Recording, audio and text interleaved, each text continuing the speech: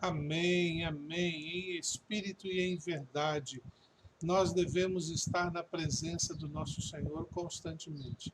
Eu quero ler com você esse texto que está aí no slide, para que você possa me acompanhar. Jeremias, capítulo 29, 10 a 14. É a resposta de Deus aos exilados. Aí nós vamos entender, você vai entender por que ah, nós devemos meditar neste texto, neste exato momento. Jeremias, capítulo 29, do verso 10 ao verso 14. Diz assim: Assim diz o Senhor, quando se completarem os 70 anos da Babilônia, eu cumprirei a minha promessa em favor de vocês, de trazê-los de volta para este lugar. Porque sou eu que conheço os planos que tenho para vocês, diz o Senhor, planos de fazê-los prosperar e não de lhes dar não de lhes causar dano, planos de dar-lhes esperança e um futuro. Então vocês clamarão a mim, virão orar a mim e eu ouvirei. Vocês me procurarão e me acharão quando me procurarem de todo o coração. Eu me deixarei ser encontrado por vocês, declara o Senhor. E os tratarei de volta, e os trarei de volta do cativeiro, eu os reunirei de todas as nações e de todos os lugares para onde eu os dispersei. Eu os trarei de volta para o lugar de onde os deportei, diz o Senhor. Que Deus nos abençoe nesta meditação e reflexão. Meus irmãos, hoje nós estamos celebrando, dia 15, completamos mais um ano de vida como igreja organizada, mas neste fim de semana nos programamos para celebrar. Mas, por razões humanas que não entendemos, surgiu esta pandemia. Muitos dizem que foi culpa de fulano, é culpa de cicrano, isso foi causado por determinado país. Toda vez que acontece uma tragédia, a gente sempre quer botar a culpa em alguém, para poder justificar o nosso desconforto ou para poder amenizar o nosso desconforto. Isso é natural. Sempre acontecerá. Que há algum responsável? Há. No fundo do fundo de toda a realidade, nós temos um inimigo que é responsável por todos os males que acontecem na Terra. Ele é o pai dessa história. E nós, quando agimos de acordo a este pai, nos tornamos seus filhos. O Senhor Jesus, falando aos fariseus, a um grupo de fariseus do seu tempo, ele questionava o comportamento daqueles homens que se diziam filhos de Abraão, mas a atitude dele era de tirar a vida de Jesus, e Jesus responde na lata, falando nos olhos dele: vosso pai é Satanás, porque ele é mentiroso, é homicida.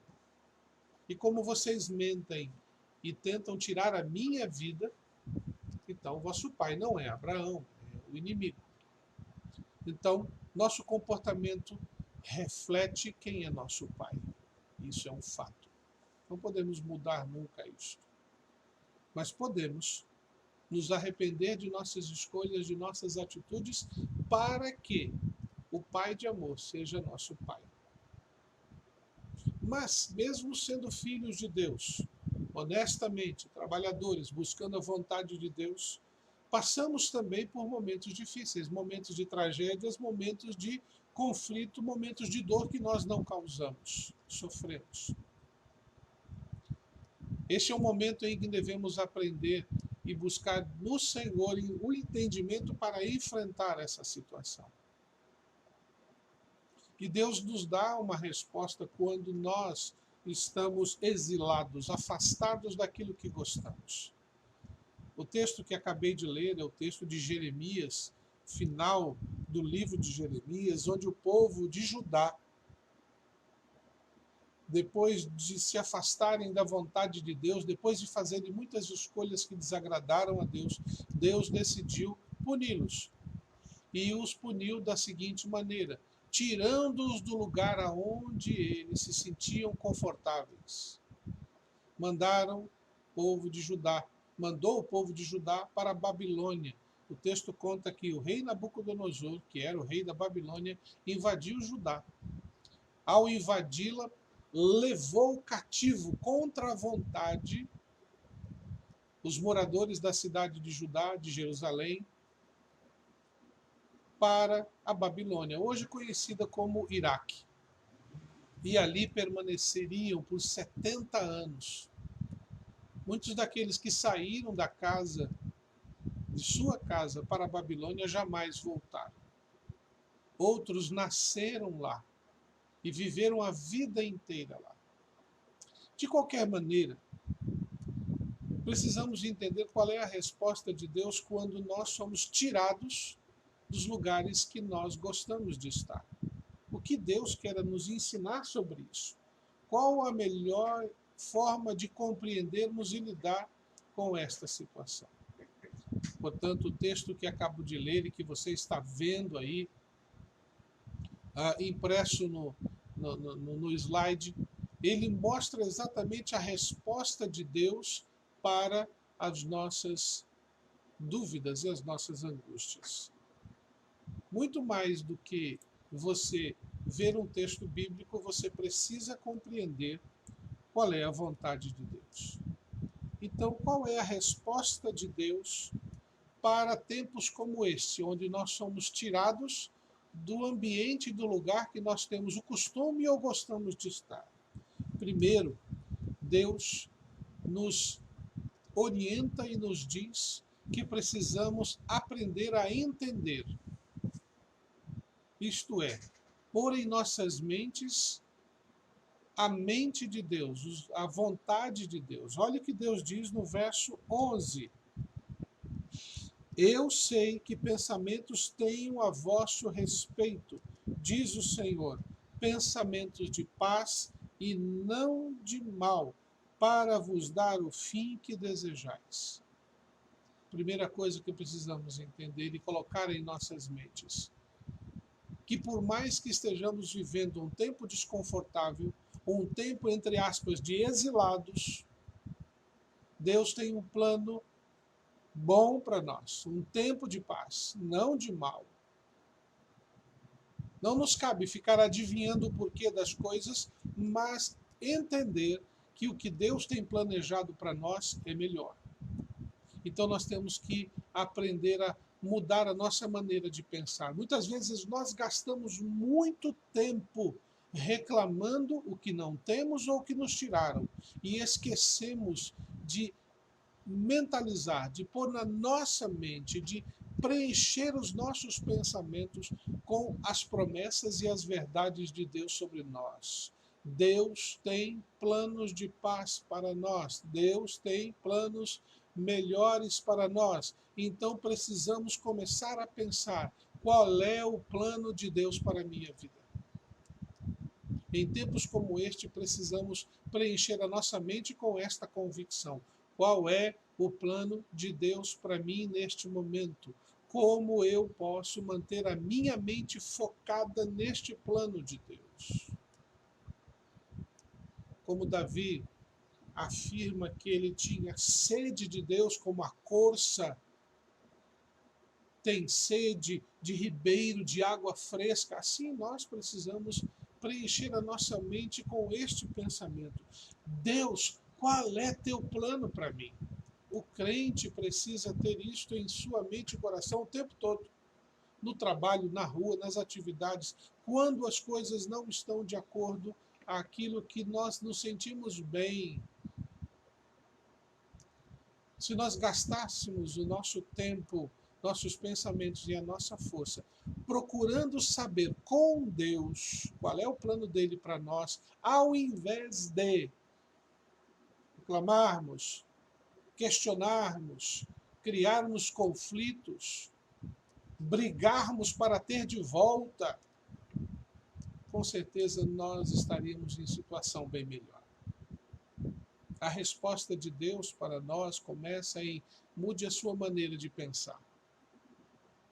Como Paulo fala em Romanos capítulo 12, renovação da mente, irmãos. Renovação da mente.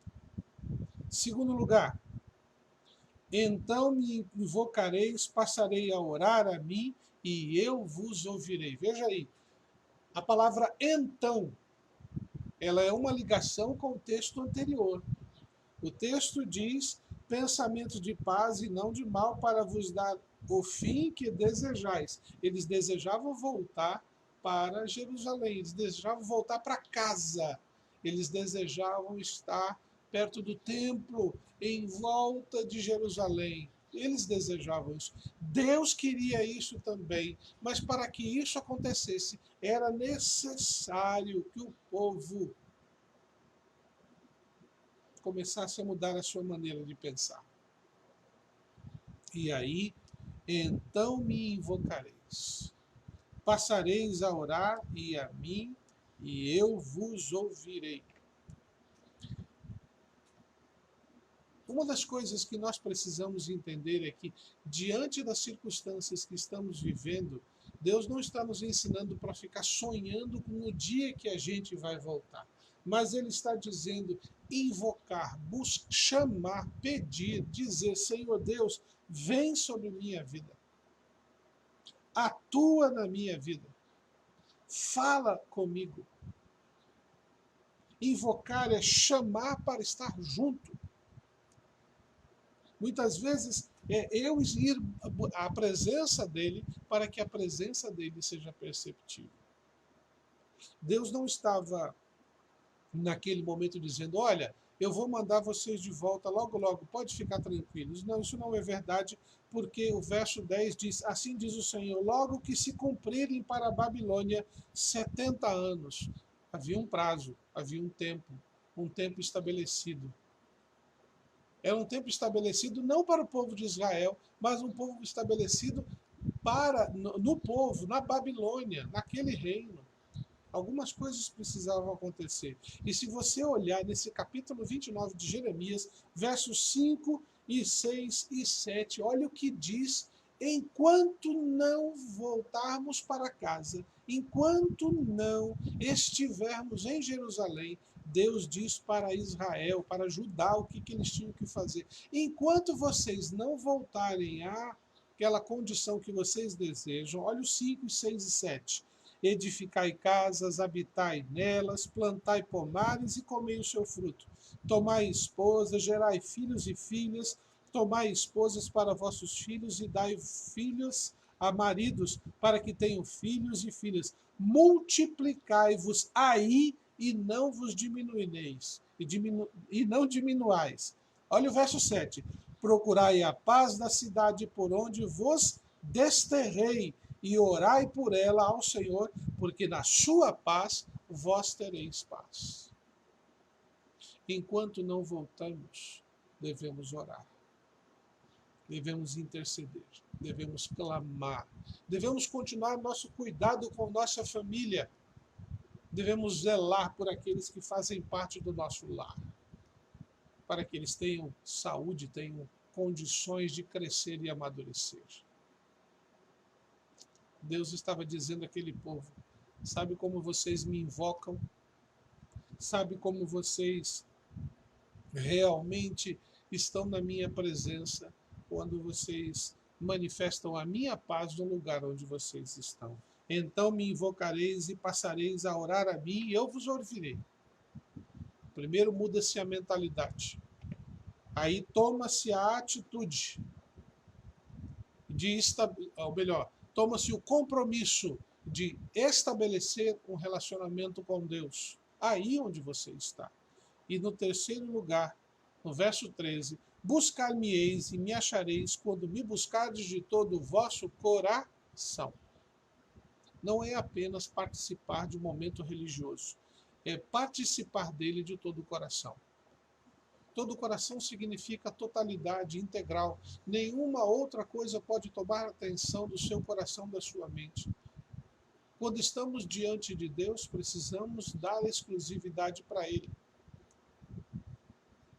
E se tem uma coisa muito difícil de fazer agora, nesse exato momento, é buscar a presença de Deus e não se distrair com outras coisas. Você está aí no celular me acompanhando, mas num toque no dedo, num bater de um som, O WhatsApp pode aparecer uma mensagem e você se distrai e fica prestando atenção ali.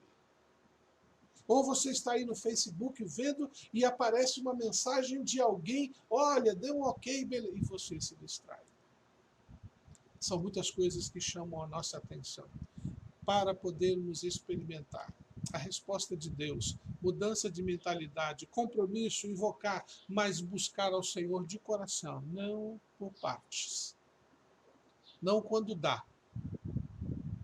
Eu me lembrei agora do texto que estava lendo sobre Moisés no Monte Sinai, quando ele foi receber as tábuas da lei, a segunda vez, a primeira havia sido quebrada por causa do pecado do povo. Num segundo momento, Deus chama Moisés, vem ao monte, Moisés foi, Josué foi junto, e lá no Monte Sinai uma nuvem desce e Moisés entra na nuvem para ali conversar com Deus. O texto diz de Êxodo que Moisés ficou dentro da nuvem esperando 6 dias. 6 dias ali dentro. No sétimo, Deus começou a conversar com ele. Muitas vezes nós desistimos de compromissos com Deus simplesmente porque Deus não está no horário que a gente quer. O horário é de Deus, não é nosso. O plano é de Deus, não é nosso. Nós precisamos esperar o momento certo. E o momento certo Deus vai dizer e nós temos que estar preparados, porque quando Deus responder, precisamos agir. Buscar-me-eis e me achareis quando me buscardes de todo o vosso coração. Quando o seu coração estiver totalmente envolvido nessa busca de invocar ao Senhor com a sua mente focada nisso, pode ter certeza Deus vai lhe responder. E aí o verso 14 fecha dizendo: serei achado de vós, diz o Senhor, e farei mudar a vossa sorte. E aí ele fecha: congregar-vos-ei de todas as nações e de todos os lugares para onde vos lancei, diz o Senhor, e tornarei a trazer-vos ao lugar de onde vos mandei para o exílio. Irmãos, quando nossa maneira de pensar, quando nosso compromisso, nosso comprometimento, quando nossa atitude de buscar de todo o coração for vivenciado, pode ter certeza, Deus se deixará ser achado. A resposta virá ao seu coração, em qualquer área, em qualquer momento. Pense nisso, guarde isso em seu coração, reflita, porque o nosso Deus tem uma resposta real para a sua vida. Vamos orar nesse momento? Vamos falar com Deus para que Ele possa, nessa manhã, nos dar o privilégio, a bênção de podermos estar ouvindo a sua voz e atentos ao seu ensino, para que no tempo certo, quando Ele disser, possamos estar juntos. Vamos orar? Querido Pai, muito obrigado pelo privilégio de poder nesta manhã me reunir com o Senhor e os teus servos, através do Facebook, através da internet. Ó Deus amado, eu rogo a sua misericórdia sobre a vida de cada um. Rogo, Senhor Deus, para que possam eles, assim como eu, todos nós, estar envolvidos diretamente numa comunhão com o Senhor, para que, acima de tudo, o seu nome seja honrado, para que o teu plano de paz se manifeste nas nossas vidas e, como consequência, possamos estar juntos para adorar o teu santo nome, fazer a tua vontade, anunciar a tua graça, compartilhar o teu amor com aqueles que precisam tanto de Jesus Cristo, assim como nós precisamos todos os dias. Amado Deus, ouve a oração dos teus filhos, perdoa-nos, ó Deus, quando nossos pensamentos não estão totalmente focados no Senhor. Perdoa-nos, ó Deus, quando muitas vezes estamos buscando aquilo que nos conforta e não o Senhor. Perdoa-nos, ó Deus, quando invocamos em nossas vidas situações de angústia e preocupação e não descanso na sua graça. Dá-nos, ó Deus, um dia de paz. Dá-nos, ó Pai, um dia em família, tranquilos, sabendo que o Senhor nos tem sustentado, dá-nos a Deus o privilégio de nos encontrarmos de noite novamente em culto, para adorarmos o teu santo nome. É no nome de Jesus que eu oro, peço e agradeço. Amém. Que Deus possa abençoar a sua vida, cada instante, cada momento, que você possa vivenciar a certeza da graça de Cristo Jesus. E que esse domingo, né, possa ser um domingo realmente abençoador.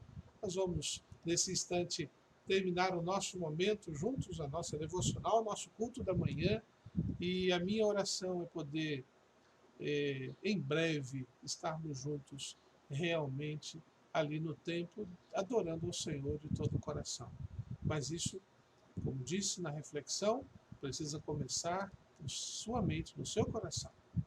Precisa ser um desejo de fazer e viver a vontade do Senhor. Deus te abençoe, uma excelente tarde. Se Deus permitir, até a noite, se Ele assim o quiser.